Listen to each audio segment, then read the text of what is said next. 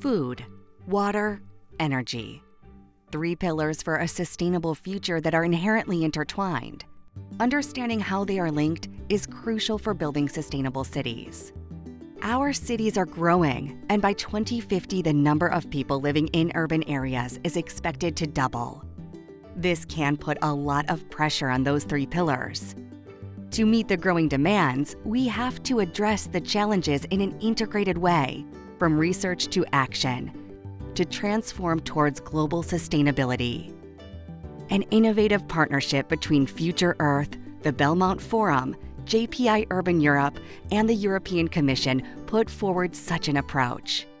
Together, they launched and collaborated on an international transdisciplinary funding call, known as the Sustainable Urbanization Global Initiative Food Water Energy Nexus, or SUGI Nexus for short.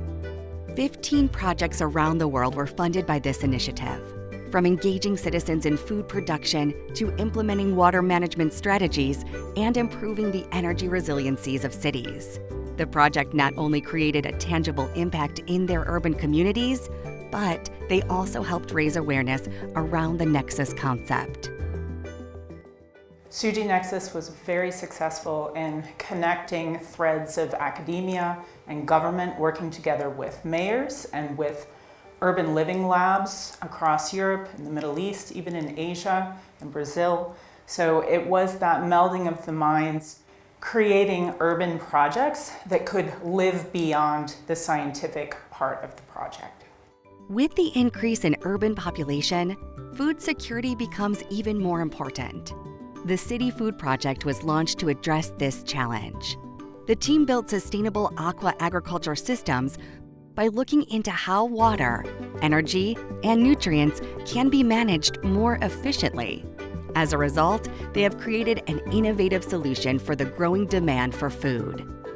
They set up 3 different urban living labs around the world.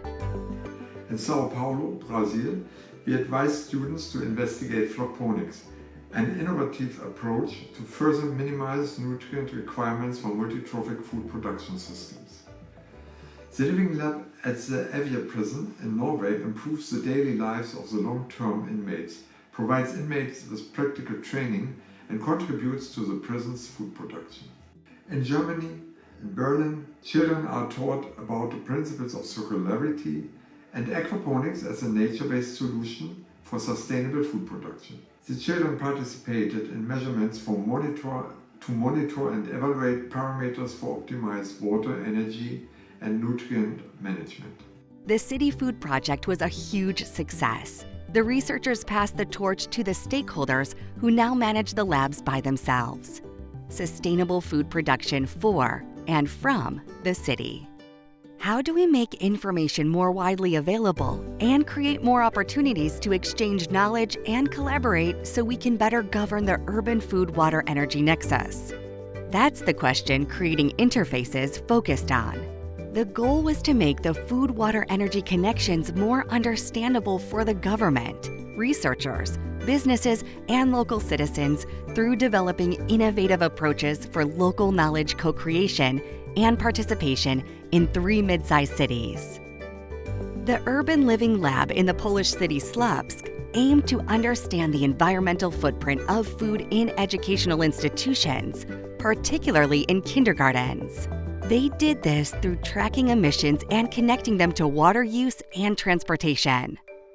Research in Tulcea, Romania was centered around the Zagin Lake, where the water is for individual use as well as for irrigation for agriculture. The team developed an online tool for promoting local food based on data provided by local producers and on food miles. In Wilmington in the US, the research looked at food waste and tried to assess to what degree citizens are open to using alternative disposal methods like in-sink grinders, composting, and anaerobic digestion technology. The Living Labs connected people and made them aware of initiatives and possibilities for cooperation. A success was that we were able to bring people in one room who normally do not communicate, but for whom it is really highly relevant to communicate, to exchange, and there are very different perspectives. Farmers and food producers can play a big role in managing the urban food-water-energy nexus in a smarter way. The Urbanizing in Place project worked with different communities in 4 cities, Rosario, Riga, London, and Brussels, to make food production more circular from the bottom up.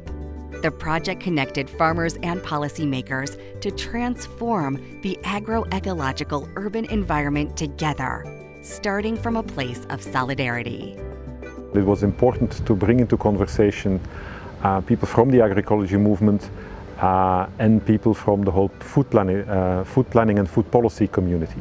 But these two communities find each other on either side historically of the urban-rural divide. And we really try to bring them together around the changing environment of the peri-urban area. The local team was actually successful in pushing legislation both on the protection of land and in including food policy objectives within the parks that will be developed. The Nexus concept was a relatively new concept in 2016, especially for policymakers. Researchers in Argentina helped introduce 3 key pieces of legislation in Rosario and were able to make a meaningful impact to move towards a more sustainable future.